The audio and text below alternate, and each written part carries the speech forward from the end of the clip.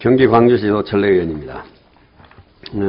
조금 전 존경하는 김혜선 의원이 질의하신 대법원과 헌재의 관계, 그리고 좀 구체적으로 몇 가지를 더 좀 첨언해서 묻도록 하겠습니다. 지난 10일 퇴임한 김능환 전 대법관은 퇴임 시기에서 헌법재판소는 헌법재판소법이 법원의 재판을 헌법 소원의 대상에서 명시적으로 제외하고 있음에도 불구하고 그 법률이 우연이라고 선언하지도 못하면서 이상한 논리로 끊임없이 법원의 재판을 헌법 소원의 대상으로 삼아 재판이 헌법에 위반된다고 선언하려 한다고 주장을 했어요. 이 말의 의미를 한번 좀 우리가 헌법재판처장으로서 한번 좀 답을 내보시기 바랍니다.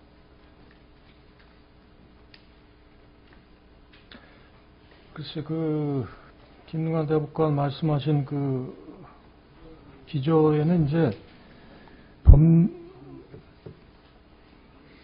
법률의 해석권은 법원에만 전속하는 것으로 이렇게 생각을 하고 말씀을 하고 계신데요. 저희로서는 법원의 법률 해석권은 합헌인 법률을 대상으로 해가지고 그 합헌인 법률을 구체적인 사건에 적용, 그게 해석하는 거고 하는 것으로 제안해서 이해를 해야지. 헌재는 우연 부분이고 법률의 위헌 심사권은 헌법재판소에 있기 때문에 법률이 위헌인지 여부를 가리는 한도 내에서의 법률 해석권은 헌법재판소가 가지지 않을 수가 없는 겁니다. 그리고 그 부분은 아주 본질적이고 그런 부분이기 때문에 그런 부분에 대해서 조금 저희하고 생각을 달리하셔서 그런 말씀을 그렇다면 그 논리라고 하면 그래서 한간에 이제 많이 거론이 되고 있는 헌재가 가지는 법률의 위헌 여부 심사권과 법원이 가지는 법률 해석 권한을 하나의 기관으로 통합하는 것이 국민 전체의 이익에 더 유익하고 사회경제적 비용을 최소화하는 방법이다. 라는 말은 그럼 이 말에 대해서 그 말씀에 대해서는 헌법재판은 독립된 헌법재판소에서 행하는 것이 바람직하다고 보고요. 그것이 세계적인 추세이기도 하고 더 중요한 것은 그런 헌재와 대법원의 통합주장은 아까도 의원님께서 말씀하셨지만은 헌법재판이 제대로 작동하지 못했던 과거로 돌아가자는 그런 말이나 다름없는 것으로 생각합니다. 그럼 두 기능을 합쳐놓으면 지금 얘기대로 심사권과 해석권을 같이 가지니까 오히려 효율적으로도 되는 건 아닌가? 그래서 아까 의원님 질의에도 나왔습니다만은 대법원에서 위헌 심사권을 가지고 있는 40년 동안 위헌 판단이 2번밖에 안 나왔습니다. 그것이 국민한테 결국 이익으로 돌아가는 것인지 그것은 어떻게 하는 것이 국민을 행복하게 하고 인권을 보장하고 기본권이 보호가 되는 것인가의 측면에서 판단을 해야 된다고 생각합니다. 그거를 과거 헌재가 없을 때에만 그렇게 국한에 생각하시지 말고 법도 사회 진화론에 의해서 진화가 되거든요. 그러니까 4년 됐다면 24년 전에 소위 우리 법 해석이든 심사든 그때의 어떤 기능 분위기하고 지금 오늘 이 시점의 분위기하고는 또 사회 진화라고 그래야 되나? 여기에 적절한 비교는 아닙니다만, 표현은 아닙니다만, 변화되는 환경에 대응하고 적응할 수 있는 이 법에 대한 국민 서비스도 변해야 되는 거 아니냐. 저는 이런 쪽에서 지금 묻는 겁니다. 저희는 독립된 헌법재판기관에서 하는 것이 국민을 위해서 이익이 된다고 생각하고요. 그렇죠. 또 세계적으로 봐도 지금 헌법재판기관이 독립돼 있다가 대법원하고 통합을 해서 대법원에서 같이 하는 그런 사례는 없습니다. 없다. 오히려 대법원에서 하던 국가들도 다 독립된 헌법재판소를 만들어서 그 헌법재판의 중요성을 다 기능을 다 살려주는데 그렇게 그 양 기능을 가지고 있던 걸 합하는 예는 없다. 자, 그렇다면 여기에서 이제 이거는 저는 이런 그 사회적 분위기와 김능한 전 대법관의 그런 말, 표현은 저는 여기에서 찾고 싶어요. 최근 헌재가 GX 칼텍스의 그 법인세 소송에서 대법원 판결이 사실상 무효이라고 이게 결론을 내렸거든요. 예. 그랬죠? 예.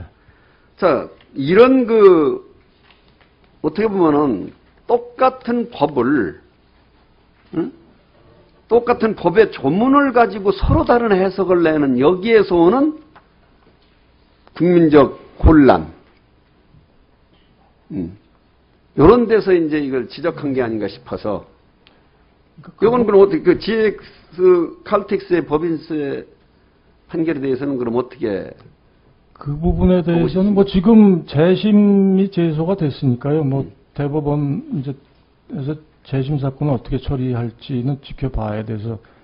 아니, 재심은 그 이유고. 말씀드리긴 좀 어려운 면이 있습니다만. 그 이유고, 이 시점에서. 원론적으로 말씀드리면은 그 사건도, 이제 그 구체적인 사건에서 당사자가 법원에 그 위헌 제청 신청을 하면은 법원이 받아들여서 그 위헌 제청 신청을 받아들여서 이제 법원이 헌법재판소에 위헌 제청을 하는 경우에는 그 당해 사건은 필수적으로 재판이 정지하게 이렇게 돼 있습니다. 그래서 그런 경우에는 재판을 진행을 못하죠. 그래서 결국 헌법재판소의 판단을 받아서 이제 법원이 판결하니까 그런 문제가 안 생기는데요. 문제는 이제 이 GX 칼텍스 사건도 그렇습니다만은 법원에서 그 당사자가 신청하는 위헌 제청 신청이 이유가 없다 그래서 기각을 하는 경우에 그러면은 당사자로서는 어떻게 할 수 있는 방법이 있느냐 하면은 헌법재판소 68조 2항에서 법원이 안 받아들인 그 위헌 법률 제청을 헌법 소원의 방법으로 할 수 있게 되어 있습니다. 그래서 이제 당사자가 직접 헌법재판소에 위헌 제청 신청을 하는데요. 그런 경우에 위헌 제청 신청은 당사자가 헌법재판소에 하고 그 당해 사건은 법원에서 진행이 되지 않습니까? 그런 문제 때문에 이런 결과가 나오는데 그러니까 법원으로서는 이상적으로는 위헌의 소지가 있는 사건에 대해서는 법에 필수적으로 재판을 정지하게 되어 있지는 않지만은 헌법재판소의 결정을 기다려서 판단을 하면 이런 문제가 안 생깁니다. 그런데 법에 그런 경우까지 다 재판을 필수적으로 정지하지 않도록 한 이유는 그런 경우를 전부 정지를 시켜버리면은 당사자가 또 그걸 남용을 해서 그 재판을 지연시키는 그런 방법을 쓰기 때문에. 그러면 법원에 정지될 수 있는, 정지시킬 수 있는 그런 뭘 안 주기 위해서라고 한다면, 그럼 헌재에서 먼저, 그에 대한 결론을 내놓으면, 의원님은 의원, 합헌님 합헌적으로. 그렇게 저희가 빠른 시일 내에 하면 좋겠습니다만은, 그것도 물리적으로 또 안 된다 이거죠. 연구가 이루어지고 그래야 되기 때문에. 그럼 이런 갈등으로까지 표현하면 어떨지만 이런 경쟁 관계, 이 갈등은 계속 결국 될 수 있다는 얘기네. 법원에서 기다리질 않고 재판을 해서 이 사건의 경우도 그렇습니다. 대법원에서 확정이 돼서 이런 결과가 나오는데 그러면은 한정위원 결정도 위헌 결정이기 때문에 그 국가기관을 기속하고 재심 사유로 되어 있습니다. 그래서 그 확정된 판결에 대해서 재심 절차에서 구제를 해주면 문제가 없죠. 근데 대법원에서 이제 그 재심 절차에서 한정위원의 효력을 어떻게 이제 해석하느냐 그 문제입니다. 그래서 지금 재심 절차를 저희는 지켜보고 있습니다. 예. 1분 더 드리죠.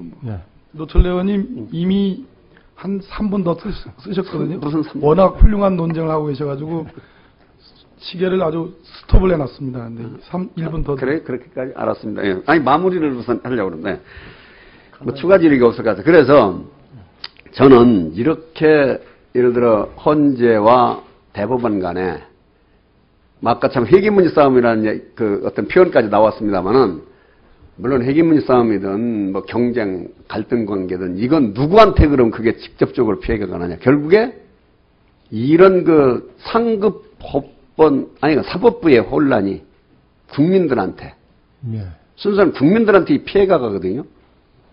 난 그게 우선이 돼야 된다는 네. 쪽에서, 물론 굳이 저도 합치라는 건 아닙니다. 네. 그러나 명확하게 어쨌든 국민들이 피해가 안 갈 수 있는 그런 어떤 그 제도적 법률적 장치는 예. 헌재나 예. 대법원이 필요로 하다라는 예. 쪽에서 저는 예, 아무튼 잘 알겠습니다. 그런 예. 해법을 좀 어떻게 좀 내놓을 수 있는 방안이 있습니까? 네, 그래서 저희 개정, 이제 법률 개정안에서 그런 변형 결정의 유형과 뭐 효력 이런 거에 대해서 좀 검토하고 있습니다. 그래서 국회에 오면은 의원님들께서 좀 많이 신경을 써서 좀 도와주시기 바랍니다. 예. 그 아직 내부적으로 저희가 확정이 안 돼서요. 아직 그 외부에 발표할 그런 단계는 아닙니다. 예, 예, 그렇습니다. 예. 예, 노철래 의원님 수고하셨습니다. 다음은 정가빈 의원님 질의해 주십시오. 맨 나중에 시간 남으면 한다 그랬는데.